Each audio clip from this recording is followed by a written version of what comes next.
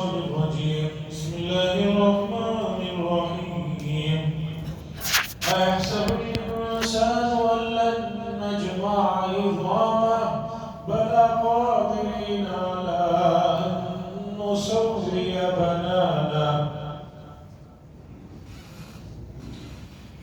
عزیزان گرامی 29 پارے کی مکمل ہم نے تلاوت سنا. اس میں بہت سی صورتیں ایسی ہیں جن کو ہم لوگ نمازوں میں مختلف اوقات سنتے رہتے ہیں. ابتدا ہوتی ہے 29ویں پارے کی سورہ ملک سے.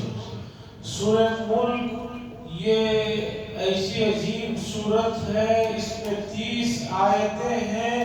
رسول اللہ صلی اللہ علیہ وسلم نے فرمایا جو لوگ اسے اہتمام سے رات میں سونے سے پہلے پڑھتے ہیں، اللہ تبارک و تعالی اس سورت کی تلاوت کی برکت سے انہیں عذاب قبر سے محفوظ رکھتے ہیں. عذاب قبر کو روکنے والی یہ سورت ہے.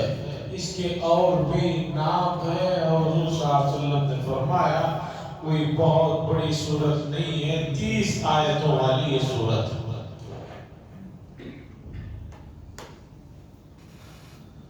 میں نے پہلے بھی کئی مرتبہ اس بات کی خواہش کا اظہار کیا کہ رسول اللہ صلی اللہ علیہ وسلم کی خواہش ہے کہ امت کے ہر فرد کو یہ سورت حفظ یاد ہے.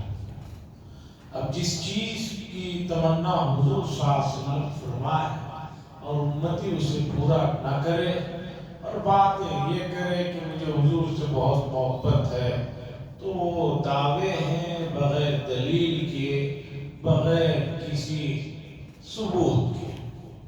یاسین کے بارے میں رسول اللہ صلی اللہ علیہ وسلم کی تمنا کہ میرے امتیوں کے دل میں محفوظ رہے. اور میں نے کہا میرا تجربہ یاد کرنا چاہے تو کوئی سال مہینے کا یا ہفتے کا مسئلہ نہیں ہے. دل سے یاد کرنا چاہے گھنٹے 2 گھنٹے کا قصہ ہے.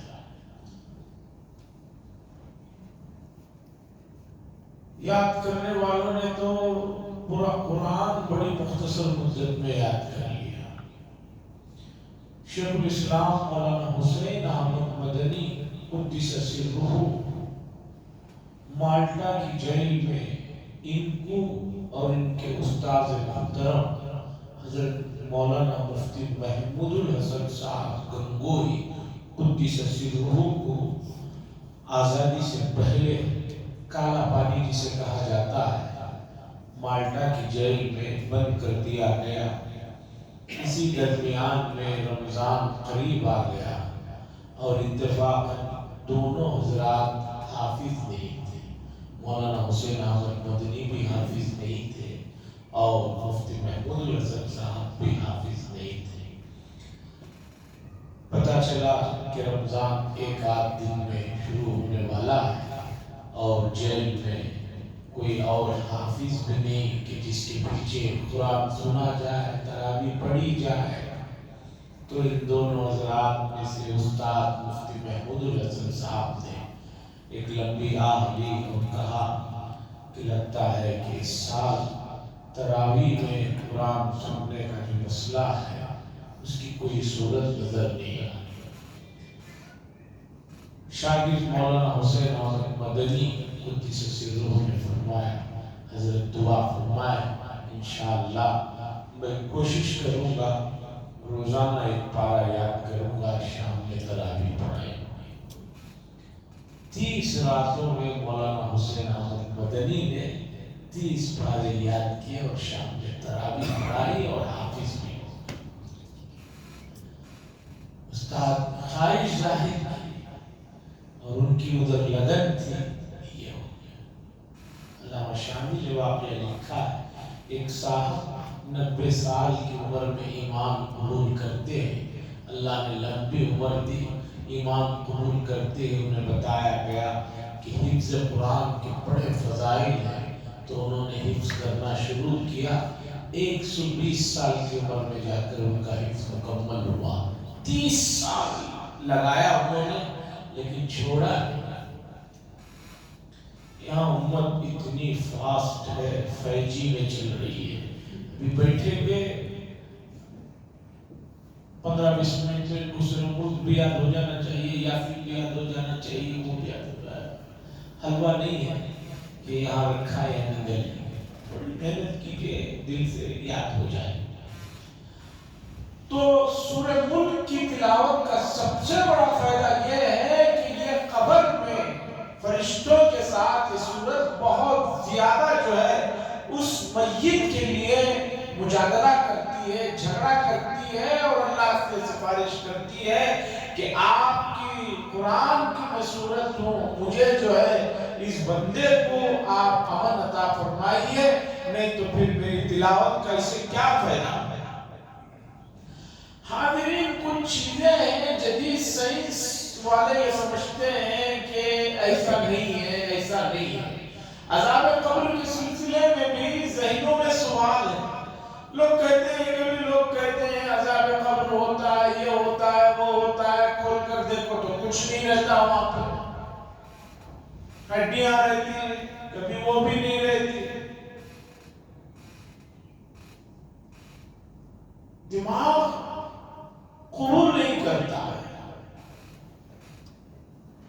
اب پریکٹیکل طریقے پر عذاب قبر کو سمجھنے کی ضرورت ہے۔ ایک موٹی سی مثال سے آپ اس مسئلے کو آسانی سے سمجھ سکتے ہیں۔ حدیث میں ہے کہ نیند جو ہے یہ موت کی بہن ہے۔ نیند جو ہے موت کی بہن ہے۔ روز آدمی جب رات میں سوتا ہے تو بہت سے لوگ پھر اٹھتے نہیں ہیں، اس لیے کہ جو روح نکلی رہتی ہے واپس نہیں ڈالی جاتی، تو وہ وہیں ان کا جو ہے انتقال ہو جاتا ہے۔ اب سمجھیے، ایک آدمی سو رہا ہے آپ کے پاس، آپ بھی گھر میں سو رہے، وہ بھی سو رہا ہے، اچانک وہ ایک بھیانک خواب دیکھتا ہے، بہت بھیانک خواب دیکھتا ہے، اور اللہ حفاظت فرمائے کہ اس بھیانک خواب کی وجہ سے وہ پسینہ پسینہ ہو کر اٹھ کر بیٹھتا ہے۔ وہ بتاتا ہے کہ بہت بڑا حادثہ تھا، مجھے سانپ دوڑا لے کر آ رہا تھا، میں جنگل میں پھنس گیا تھا، یہ ہوا وہ ہوا، اور اتنی تکلیف سے گزرا رہتا ہے کہ پسینے سے شراب ہو جاتا ہے۔ اب آپ بتائیے، 4 آدمی وہیں بیٹھے ہوئے، 2 آدمی بازو سو رہے ہیں، ابھی آدمی جو کہتا ہے وہ اسے مانتے ہیں یا نہیں مانتے؟ وہ جو تکلیف سے گزرا ہے مانتے ہیں کہ نہیں مانتے؟ اور بعد مرتبہ آدمی اٹھ کر خوشی سے بیٹھ جاتا ہے۔ پتہ چلتا ہے کہ خواب بہت اچھا دیکھا ہے، خواب میں جو ہے کسی ملک کا وزیر اعظم بن گیا ہے، صدر بن گیا ہے، بہت سارے محلات آ گئے، وہ بھی کھا رہا ہے، یہ بھی کھا رہا ہے، ہنستے ہنستے اٹھ کر بیٹھ جاتا ہے۔ وہ کہتے بھی کیا ہو گیا؟ ارے یہاں ہوں میں، یہ تو وہاں تھا، میں تو ابھی شپت لینا باقی تھا، میں یہاں پہ تھا۔ آپ بتائیے کہ ایک آدمی تکلیف سے گزرا، آپ کے قریب آپ اس کے ہیں، اس کی تکلیف کا آپ کو احساس نہیں ہوا جب تک اس نے خود اٹھ کر نہیں بتا دیا۔ آپ اسے مانتے ہیں کہ نہیں مانتے؟ اسی کے مشابہ عذاب قبر کا بھی مسئلہ ہے، بس مسئلہ یہ ہے کہ وہ روح آ کر آپ کو بتا نہیں سکتی۔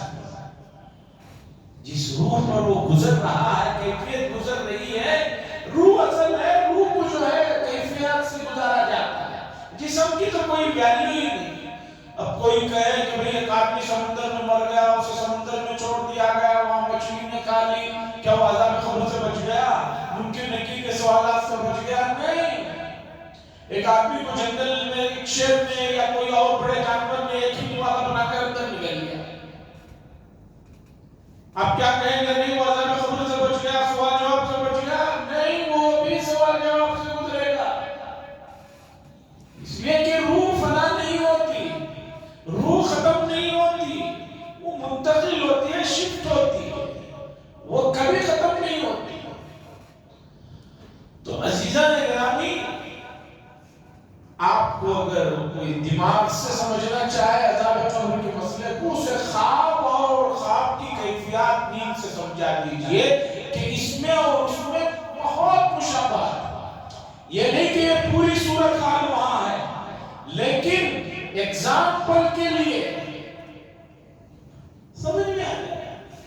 اور اللہ کی کائنات کے راز اتنے سربستہ ہیں، بہت سے رازوں پر سے پردہ تو بہت بعد میں اٹھے گا۔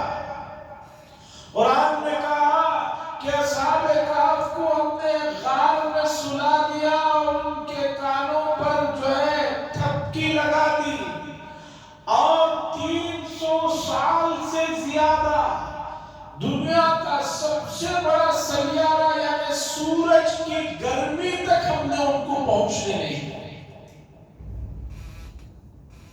قرآن نے فرمایا کہ سورج کی جو گرمی ہوتی ہے، اس کی جو تمازت ہوتی ہے، ہم نے غاروں نے ایسے انداز میں سلایا کہ سورج نکلتا رہا، غروب ہوتا رہا، اس کی کوئی اثرات، اس کی تمازت ان کی جسموں پر نہیں پڑی۔ یہ ایک دو دن کا قصہ نہیں ہے، 300 سے زائد سال کا قصہ ہے، 309 سال کا قصہ ہے۔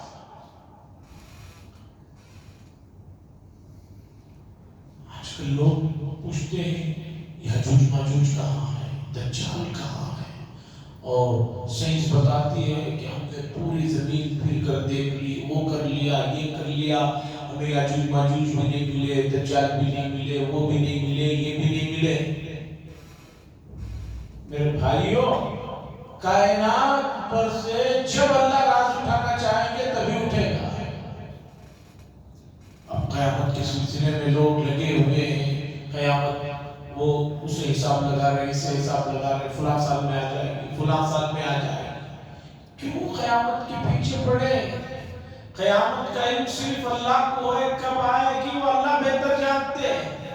اور رہی بات انسان جب مرتا ہے تو اس کے لیے تو قیامت اسی وقت شروع ہو جاتی ہے۔ اس بڑی قیامت کے کیوں انتظار میں آپ پڑے؟ اور آج کل سوشل میڈیا پہ اور دوسری تیسری جگہوں پر بعض مواد لکھ رہے ہیں، بعض بڑے بڑے لوگ جو ہے اسے اس سے ملا رہے ہیں، اسے اس سے ملا رہے ہیں۔ بلکہ میں نے شاید کبھی بتایا تھا، بنگلور میں ایک بڑے پروفیسر صاحب ہیں، انہوں نے ایک بہت بڑی کتاب لکھی، اور کتاب لکھ کر اس کے بڑے پیمانے پر انہوں نے اشاعت کی، اور اس میں انہوں نے بتایا کہ احادیث سے اور اس سے میں نے جو کیلکولیشن لگایا ہے اس حساب سے اس سال جو ہے قیامت آنے والی ہے۔ وہ بیچارے بول کر بھی کئی سال ہو گیا، اور وہ جس سال قیامت کا وعدہ کیے تھے میرا خیال سے وہ سال تو گزر چکا ہے۔ انہوں نے کہا سورج وہ جو شق صدر کا واقعہ ہوا تھا، شق القمر کا واقعہ ہوا تھا، اس سے اسے ملاؤ، اس سے اسے ملاؤ، اس سے اسے ملاؤ، اتنا ملاؤ، اتنا گھٹاؤ، اتنا یہ کرو کہ آدمی کا دماغ جو ہے سٹیا جاتا ہے۔ لیکن ہمیں اتنا معلوم ہے کہ انہوں نے جس سال قیامت کا جو اعلان کیا تھا وہ سال گزر گیا ہے، قیامت نہیں۔ بڑے پیمانے پہ میڈیا کو اور دوسرے ہاؤس والوں کو جمع کر کے انہوں نے یہ کیا۔ مجھے بھی کئی جگہ سے چونکہ وہ خبر پھیل رہی تھی تو بہت سارے ڈرے ہوئے لوگ دوسرے ملکوں سے بھی جو پہچان والے، انہوں نے کہا کہ بھئی آپ کے بنگلور کے وہ پروفیسر ہیں، وہ جو بتا رہے ہیں اس حساب سے قیامت ہے۔ انہوں نے کہا کیا کریں، روک سکتے ہو تو روک لو، قیامت آنی ہے تو آئے، تم روک سکتے ہو تو روک لو، نہیں روک سکتے ہو تو قیامت کے لیے تیاری کرو، چھوٹی سی بات ہے۔ تو عزیزان گرامی، قیامت کب آئے گی اس کا علم اللہ کے علاوہ کسی کو، اور اتنی اچانک آئے گی، احادیث بتا رہے ہیں، اتنی فجعت دفتن آئے گی کہ آدمی کو سنبھلنے کا موقع نہیں ملے۔ تو بہرحال کائنات میں بہت سے راز ہیں، ان رازوں پر سے پردہ اللہ جب موقع ہوگا تب اٹھائیں گے۔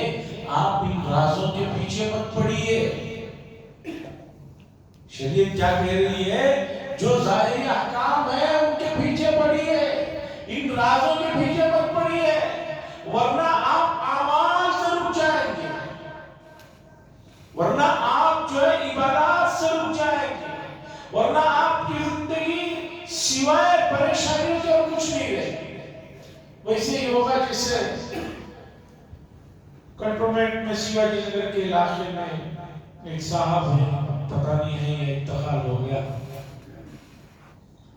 وہ پاگل ہو گئے تھے اور جب بھی ملتے لوگوں سے کہتے یہ کام زیادہ ہو گیا۔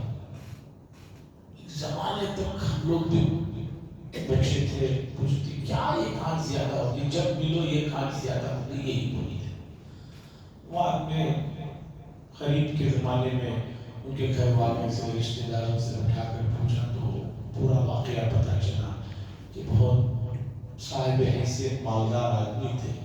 پہلے زمانے میں لوگوں کو یہ کہیں سے دماغ میں نسخہ کسی نے بٹھا دیا تھا کہ جنگلات میں کچھ جڑی بوٹیاں ہیں، ان کو جمع کر کے ایک مخصوص انداز میں اسے پکایا جائے تو سونا بنتا ہے۔ عملی طور پر ایسا ہوتا ہے یا نہیں مجھے نہیں معلوم۔ تو بہت سے لوگوں نے اپنی جائیدادیں اس کے پیچھے برباد کر دی، جنگلوں میں زندگی، وہ جڑی بوٹی، یہ جڑی بوٹی، وہ مخصوص ہنڈی میں ڈال کر مخصوص آنچ میں اسے اور کچھ چیزیں کیمیکل ڈال کے بنانے سے سونا ہو جاتا ہے۔ تو خیر اب وہ جو پکا رہے تھے فائنل اسٹیج میں تھا جس میں سونا بننا تھا۔ اب آگ کا تو پتہ ہی ہے، اور جنگل میں اگر آپ پکا رہے ہیں تھوڑی سی ہوا تیز چلے گی تو آنچ تو بڑھ جائے گی۔ اب ایک آنچ کیا بڑھی، وہ تو کولسا بننا تھا، وہ کولسا بن گیا۔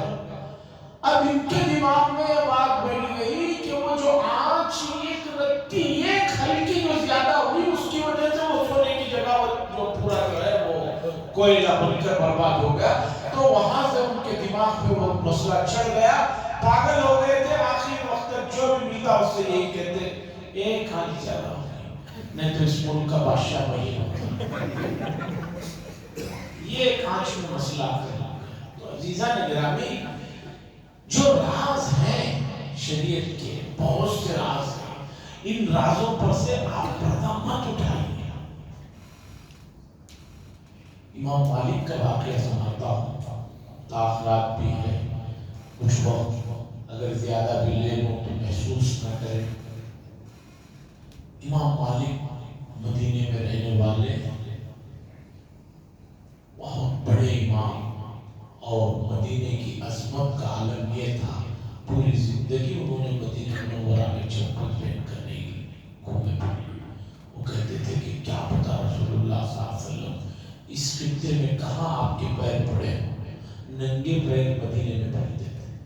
اور دوسرا مسئلہ یہ تھا قضائے حاجت کے لیے مدینہ شہر سے باہر جاتے تھے۔ بخاری شریف سے پہلے سب سے پہلے روئے زمین پر سب سے معتبر حدیث کی کتاب جو مانی جاتی تھی وہ موطا امام مالک، جو انہوں نے احادیث کو جمع کی، چونکہ یہ وہ صاحب ہیں جنہوں نے صحابہ کو دیکھا تھا۔ امام بخاری ان سے بہت بات کی، انہوں نے صحابہ کو دیکھا۔ امام مالک رحمۃ اللہ علیہ کا خواب ہے، انہوں نے خواب میں رسول اللہ صلی اللہ علیہ وسلم کو دیکھا، اور خواب میں حضور صلی اللہ علیہ وسلم سے امام مالک رحمۃ اللہ علیہ نے پوچھا یا رسول اللہ صلی اللہ علیہ وسلم قیامت کب آئے گی؟ قیامت کب آئے گی؟ رسول اللہ صلی اللہ علیہ وسلم نے خواب میں اس طرح ہاتھ اٹھا کر اشارہ کیا، اور اس کے بعد خواب ختم ہو گیا۔ امام مالک صبح اٹھے، ہاتھ کا اشارہ خواب کی تعبیر سمجھ میں گئی۔ اس زمانے میں بہت بڑے آدمی جو خواب کی تعبیر کے امام مانے جاتے ہیں محمد بن سیرین رحمہ اللہ تھے۔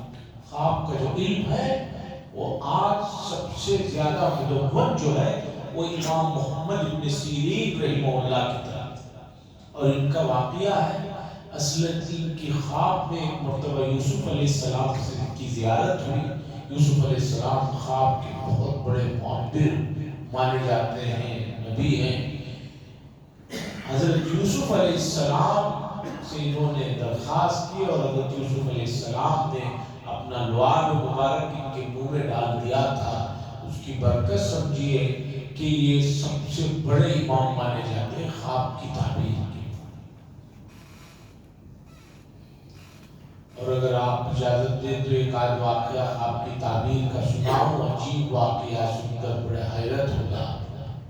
ان کا واقعہ ہے، ایک آدمی آیا، آ کر محمد بن سیرین کو کہا کہ حضرت میں نے رات خواب میں دیکھا کہ میں انڈے کی زردی نکال رہا ہوں اور اوپر کا جو وائٹ حصہ رہتا ہے اسے کھا رہا ہوں، اس کی تعبیر کیا ہے بتائیے۔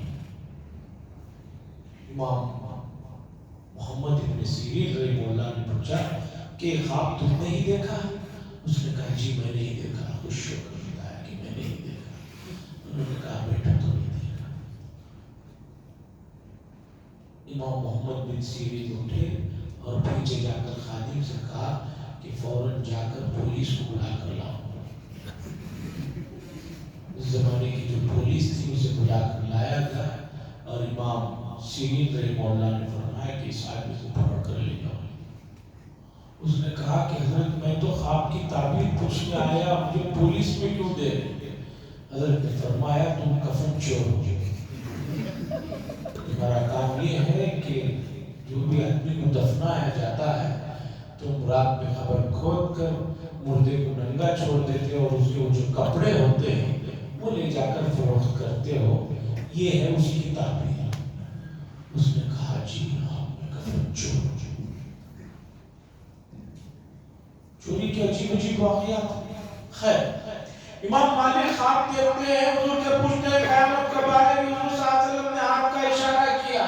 صبح اٹھ کر پریشان ہوئے اور اپنے خاص شاگرد سے کہا کہ محمد بن سیرین کے پاس جاؤ، یہ خود اتنے بڑے امام ہیں لیکن ایک فن میں وہ بڑے ہیں۔ شاگرد سے کہا جا کر پوچھو ایک آدمی نے خواب میں حضور کو یہ خواب میں حضور صلی اللہ علیہ وسلم سے کچھ بات کی تو حضور صلی اللہ علیہ وسلم نے ہاتھ کا اشارہ کیا، اس کی تعبیر کیا ہے؟ ایک شاگرد پہنچا اور پہنچ کر ابن سیرین رحمہ اللہ سے پوچھا کہ میں نے خواب دیکھا ہے، اس کی تعبیر بتائیے، خواب کیا ہے؟ انہوں نے بتایا۔ ابن سیرین نے کہا تم یہ خواب دیکھ ہی نہیں سکتے۔ ادھر امام مالک نے کہا میرا نام مت بتانا۔ انہوں نے کہا نہیں۔ ابن سیرین نے کہا یہ خواب تم دیکھ ہی نہیں سکتے، نام بتاؤ نہیں تو جاؤ۔ اب آدمی پھر بھاگے آیا امام مالک کے پاس اور کہا کہ وہ تو ایسا کہہ رہے۔ امام مالک نے کہا جاؤ میرا نام بتاؤ اور مجھے فوراً تعبیر لے کر آؤ۔ وہ پہنچا، ادھر امام سیرین رحمہ اللہ نے فرمایا حضور صلی اللہ علیہ وسلم نے جو ہاتھ کا اشارہ کیا ہے وہ دراصل 21ویں پارے میں حامیم سجدہ کی ایک آیت کی طرف اشارہ کیا ہے اللہ کے نبی نے، جس میں اللہ فرماتے ہیں ان اللہ عنده علم الساعہ، اللہ ہی کے پاس جو ہے غیب کا علم ہے اور قیامت کا علم ہے۔ وَيُنَزِّلُ الْغَيْثَ، اور بارش کب ہوگا، کتنا ہوگا، کیسا ہوگا، اس کا علم اللہ کو ہے۔ وَيَعْلَمُ مَا فِي الْأَرْحَامِ، اور ماں کے پیٹ میں کیا ہے اس کا علم اللہ کو ہے۔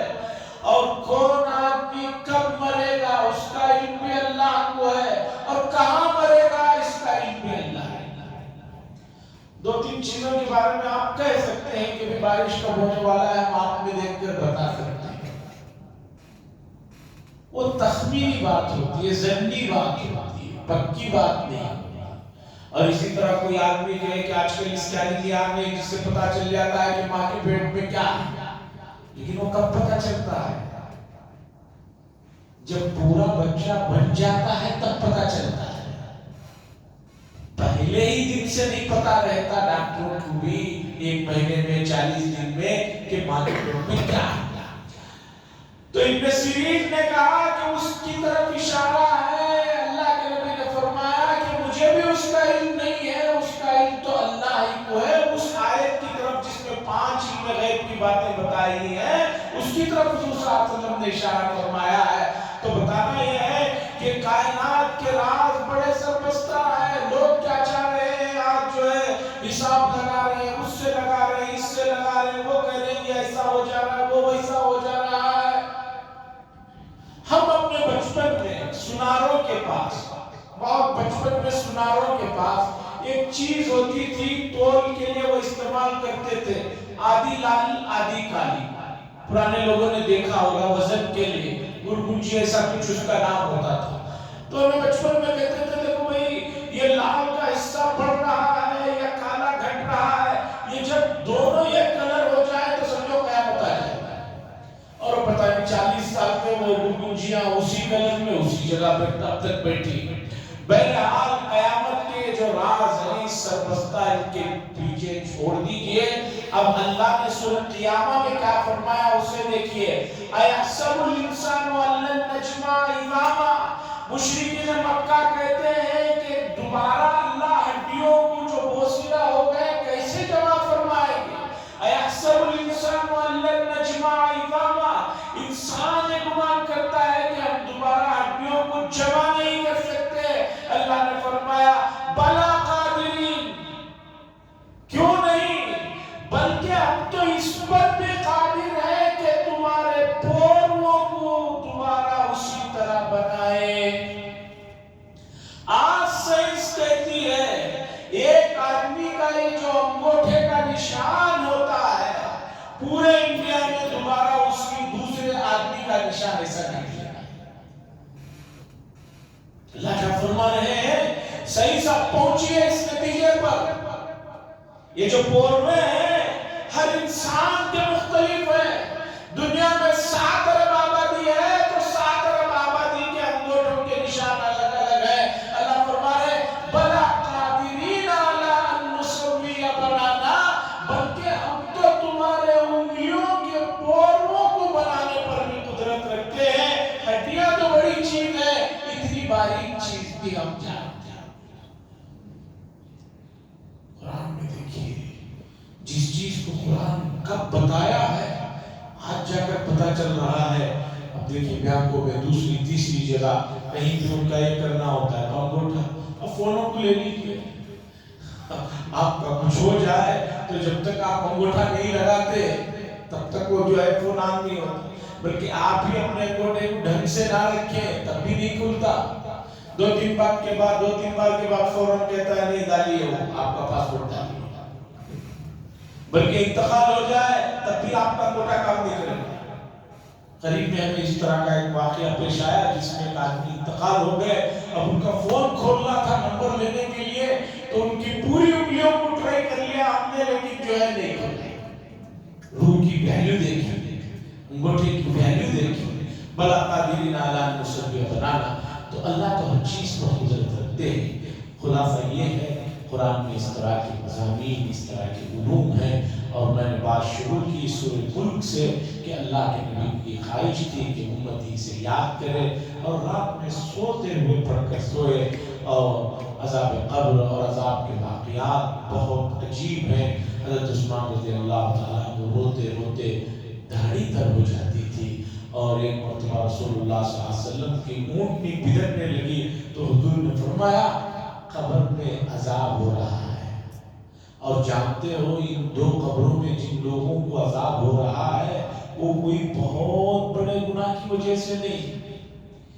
ایک آدمی کو اس لیے عذاب ہو رہا ہے کہ وہ پیشاب کی چھینٹوں سے اپنے آپ کو نہیں بچاتا تھا. میں بار بار یہ روایت سناتا ہوں. آج کل جس طرح کے کپڑے پہنتے ہیں اس سے مسجد میں استنجے کو جو جاتے ہیں, استنجے کے بعد چھینٹوں کا اڑنا اور کپڑوں کا ملوث ہونا اور اتنے ٹائٹ کپڑوں سے پھر اٹھنے کے بعد پیشاب کے قطرے جو ہے کپڑوں پہ گرنا عام بات ہے. بے احتیاطی سے پیشاب کر رہے ہیں, کھڑے ہو کر کر رہے ہیں, پیشاب کی چھینٹیں اڑ رہی ہیں. حضور نے فرمایا ایک تو اس وجہ سے عذاب ہو رہا ہے اور دوسرا قبر میں جو عذاب ہو رہا ہے اس آدمی کو اس وجہ سے ہو رہا ہے کہ کہ وہ ادھر کی بات ادھر، ادھر کی بات ادھر، ادھر کی ادھر، ادھر کی ادھر، اس کا یہی کام تھا اس وجہ سے۔ تو عزیزان گرامی، یہ عذاب قبر کا مسئلہ ہے۔ باقی آپ کو میں نے یہ سمجھایا پریکٹیکل طور پر، نیند کی چیزوں کو جیسے آپ محسوس کرتے ہیں بازو والا نہیں ہوتا، اسی طرح ایک آدمی کو عذاب قبر ہو رہا ہو اور آپ بازو میں ہو، آپ کو پتا نہیں چلے۔ اور صلی اللہ علیہ وسلم نے فرمایا انسان اور جنات کے علاوہ ہر مخلوق جو ہے عذاب قبر کو سنتی ہے۔ اگر انسان اور جنات کو بھی واقعات کا علم دے دیا جائے تو کوئی آدمی اپنے مردوں کو دفنائے گا نہیں۔ حضور کی بات کو مانیے، اس پریشانی سے بچنے کے لیے سورہ ملک کو یاد کیجئے، رات میں پڑھیے، قرآن کا مہینہ ہے، تاخرات ہے۔ اگر اس تاخرات میں ایک دو آدمیوں نے بھی سورہ ملک کو یاد کر لیا تو سمجھیے کہ بولنے والے کے لیے بھی فائدہ ہو گیا، یاد کرنے والے کے لیے بھی فائدہ ہو گیا۔ اور اگر حفظ یاد کرنا کسی کو بہت مسئلہ ہے، مسئلہ تو ہے نہیں، مسئلہ تو ہے نہیں، لیکن کوئی آدمی ہے اسے بہت ہی بلاٹ ہے، بہت ہی بلاٹ ہے، بہت ہی بلاٹ ہے، تو دیکھ کر تو پڑھ لو بھائی، فون میں ہے دیکھ کر پڑھ لو، نہیں تو پارا رکھا ہوا ہے دیکھ کر پڑھ لو، سو جاؤ۔ 5 منٹ سے زیادہ کا وقت، 5 منٹ تو زیادہ ہے، 1.5 سے 2 منٹ میں 15 دن کے اندر اس کی رفتار ہے۔ سورہ ملک اگر 15-20 دن لگاتار پڑھیں گے تو 2.5 منٹ میں آپ کی رفتار میں سورہ ملک پورا ہو جائے گا۔ 3 منٹ ہو جانے دیجئے۔ جب 8 سے 9 گھنٹے آپ فون پر محنت کر رہے ہیں تو 8 منٹ آپ نے قرآن پر کر دیا تو کون سی قیامت آ جائے گی؟ کون سا آپ کا جو ہے رزلٹ کم ہو جائے گا؟ تو امید ہے اس چیز کی طرف توجہ دیں گے۔ یہ تیسری تاخرات ہے، اعتکاف والے بھی جو ہے اس کو کام میں لائیں، عبادت میں لائیں، ذکر اذکار میں لائیں۔ دوسرے احباب بھی گھروں میں اگر جا رہے ہیں تو گھروں میں جا کر گھر والوں کو اس رات کی فضیلت بتائیں، اس میں کچھ مانگیں، کچھ پڑھیں، کچھ روئیں، کچھ گڑ گڑائیں۔ اگر ان تمام کاموں کو نہیں کر سکتے، کسی وجہ سے تھک گئے ہیں، تو اللہ کا نام لے کر سوئیے، تہجد میں سحری میں اٹھیے، 2 رکعت تبی پڑھ لیجئے، اور اس کے بعد جو ہے سحری کر کے فجر کی نماز جماعت سے پڑھ لیجئے، اس لیے کہ فجر کی نماز جماعت کے ساتھ اب اندر کا حصے تک آ گئی ہے، نوبت اندر کے حصے تک آ گئی۔ میں نے شروع رمضان ہی میں جو ہمارے پابند اور ریگولر مسلیس ہیں ان کو تسلی دیا کہ بھئی شروع کے چند دن ہیں، گھبرائیے مت، جہاں جگہ ملتی ہے وہاں پڑھ لیجئے، بعد میں پھر آپ ہی کی مسجد ہے، آپ ہی کو پڑھنا ہے، وہ نوبت آ گئی ہے، ذرا آتے ہوئے دوسروں کو بھی لے کر آئے۔ اور باقی بہت سارے احباب ان تاخراتوں میں الیاس نگر دوسرے محلوں میں جاتے ہیں، وہ سب اپنی جگہ ہے، کوئی پریشانی کی بات نہیں ہے، وہ وہی محلہ بھی ہے، دکانیں بھی ہیں، سب وہاں ہیں، آپ جا کر انسپیکشن کرنے کی کوئی ضرورت نہیں ہے، عبادت میں لگ جائیے۔ وآخر دعوانا الحمدللہ رب العالمین، لک الحمد و لک الشکر، اللہم صلی علی سیدنا شفیعنا نبینا حبیبنا مولانا محمد بن مسلم، ربنا آتنا فی الدنیا حسنۃ وفی الآخرۃ حسنۃ وقنا عذاب النار، صلی اللہ تعالی وسلم علی خیر خلق محمد وعلی آلہ وصحبہ اجمعین۔